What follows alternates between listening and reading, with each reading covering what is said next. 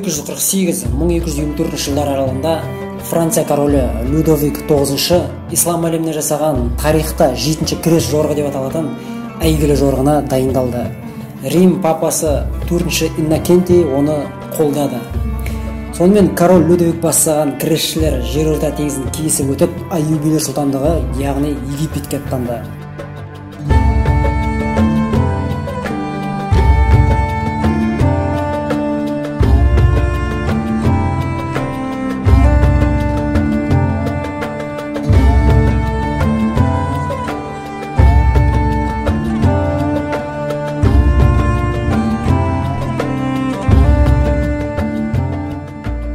Египет сұлтаны Нәжмуддин ас-Салих аяқ астынан қайтыс болған соң, соғысты оның жесір әйелі Шаджар ад-Дур және қолбасшы Бейбарспен Ақтай жүргізді. Шайқас Египеттегі Каир қаласына жақын Эль-Мансур қаласының маңында өтті. Бұл соғыста крестшілер сірай жеңілді. Олардың қолбасшылары мен көптеген әскерлері сол соғыста өлді. Көп ұзамай тағы бір шайқаста Бейбарс пен Ақтай крестшілерді тағы да аяусыз талқандап, король Людовиктің өзін тұтқынға түсірді. Осымен ең ірі шайқастардың бірі 7-ші крест жорығына нүкте қойылды.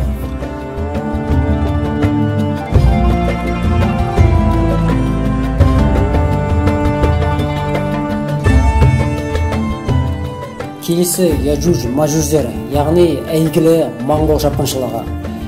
Шыңғыс ханның немересі Хулау хан мен қолбасшы Найман Китбуға 1228 жылы ислам әлемінің орталығы Бағдат қаласын қиратып, Аббасилер халифатын жаулап алып, өзінің хандығын құрды. Ендігі мақсат ең соңғы ислам мемлекеті Египет қалды. Моңғолдың ұлы ханы Мөңке хан қайтыс болған соң Хулау Қарақорымға кетті, ал моңғол армиясын қолбасшы Найман Китбуғаға тапсырды. Қолбасшы Китбуға әскерлермен Египетті жаулауға аттанды. Ал Египеттен бері қарай оларға қарсы мәмлүк әскерлерін бастап Сұлтан Құтыз бен Бейбарс шықты. Екі жақ қазіргі Палестинадағы Айн-Жалут деген ашық жерде кездесті. Екі жақтың әскерде қасық қаны қалғанша соғысты. Ислам дінінің тағдыры қыл үстінде болды. Біраз уақыттан соң мәмлүктер моңғол әскерін қоршай бастады. Моңғолдар қақпанға түсті. Бірақ Найман Китбуға өзінің әскерлеріне шегінбеуді бұйырды. Ақыр соңында моңғол әскерлері біразы өлді, біразы қашты, ал Найман Китбуға ақтық демей алғанша соғысып, ерлікпен қаза тапты. Өзі өлсе де жеңілгенін мойындамай кетті.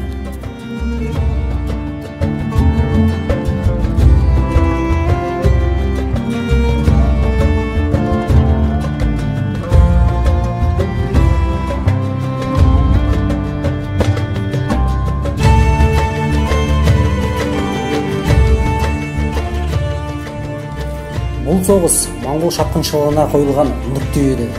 Осыдан кейін Бейбарс мәмлүктердің сұлтаны болып таққа отырды.